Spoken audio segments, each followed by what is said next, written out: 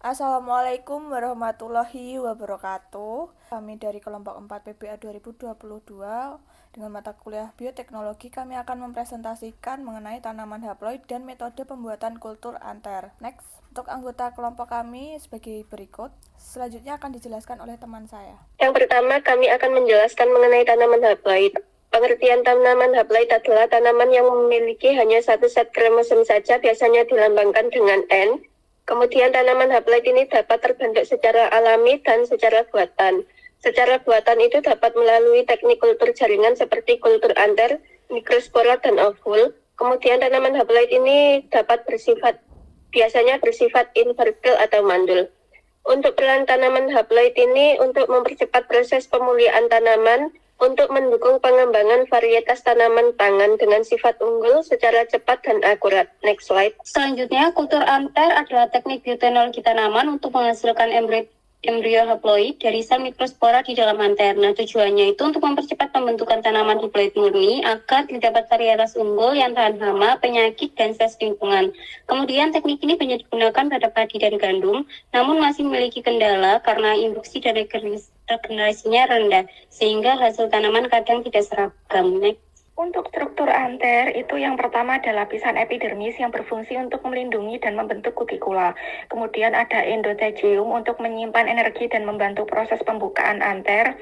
Kemudian ada mid layer untuk memisahkan tapetum, dan tapetum yang merupakan sel perawat untuk menyediakan nutrisi. Kemudian sel germinal itu membantu untuk pembelahan meiosis menjadi polen. Kemudian vaskular akan mengalirkan nutrisi, menghubungkan dan menopang anter. Next. Selanjutnya ada proses kultur anter, yaitu sel induk mikrospora atau mikrosporosit terdapat di dalam mikrosporangium pada benang sari muda. Sel ini bersifat dari sel sporogen yang membelah secara mitosis dan bersifat diploid 2N. Mikrosporosit kemudian mengalami meiosis menghasilkan 4 mikrospora haploid tetrat. Setelah dinding tetrat larut, mikrospora berkembang menjadi serbuk sari. Next. Dalam perkembangan lanjut, inti mikrospora membelah asimetris membentuk dua sel vegetatif besar, kaya organel, dan sel generatif kecil pembentuk sperma. Proses ini beralih jalur menjadi androgenesis, yaitu pembentukan embrio haploid dari serbuk sari tanpa fertilisasi, menghasilkan tanaman haploid yang memiliki satu sel kromosom dari induknya. Next. Selanjutnya perbandingan media kultur anter pada tanaman in vitro. Yang pertama, media N6 digunakan pada padi dan gandum untuk induksi kalus dan embrio androgenik.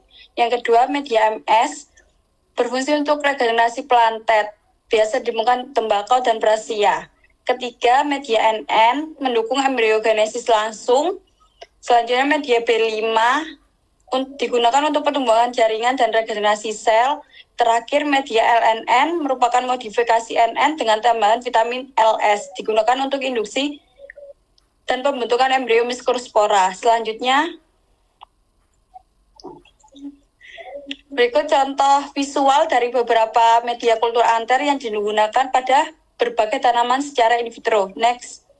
Untuk selanjutnya adalah aplikasi anter yang dimana di slide dijelaskan untuk contoh padi dan juga gandum. Tentunya ini digunakan untuk mempersingkat waktu pemurnian galur tanaman. Pada padi menggunakan media MS dengan hormon auksin seperti 2,4D dan pretreatment 10-13 derajat Celcius untuk menghasilkan embrio haploid, sehingga mempercepat pemulihan dari 6-10 tahun menjadi 1-2 tahun.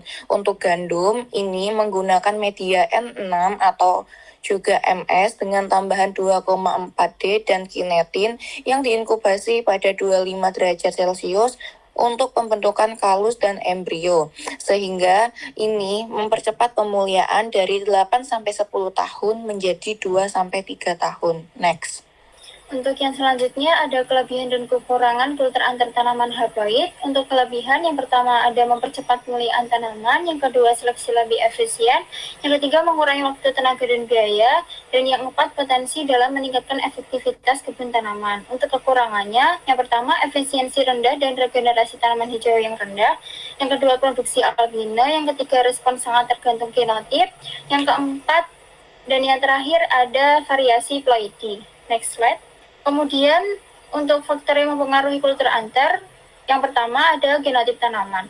Di sini ada hasil penelitian yang dilakukan oleh Nur Hasanah et al. 2015 terkait pengaruh genotip pada varietas padi gogol lokal Kalimantan Timur. Didapat bahwa geragai paling responsif yaitu pada kalus dan planet hijau terbanyak, kemudian serai gunung banyak kalus tapi dominan albino, kemudian buyung dan mayas kuning itu respon rendah. Next slide. Kemudian untuk pertumbuhan polen, fase perkembangan polen menentukan keberhasilan androgenesis. Fase paling responsif adalah saat mitosis pertama atau ununukleat. Pretreatment seperti suhu dingin atau panas membantu menjaga polen di fase ini agar lebih mudah bergenerasi. Untuk kondisi kultur, suhu, cahaya, dan kelembapan harus dikontrol. Umumnya suhu optimal yaitu 24-27 derajat Celcius dengan pencahayaan sedang. Kultur gelap dan terang secara bergantian membantu pembentukan embrio yang lebih baik. Next slide. Kemudian ada media pertumbuhan. Media seperti N6, MS, NN, atau B5 digunakan tergantung spesies dan genotip. Komposisi sukrosa, ion Cu2+, Ag+, dan hormon seperti 2,4-D sangat berpengaruh terhadap pembentukan kalus dan regenerasi tanaman hijau. Media pertumbuhan di sini kami mencantumkan ada 2 yang masing-masing berkaitan dengan ion, hormon, nutrisi, dan lain sebagainya. Next.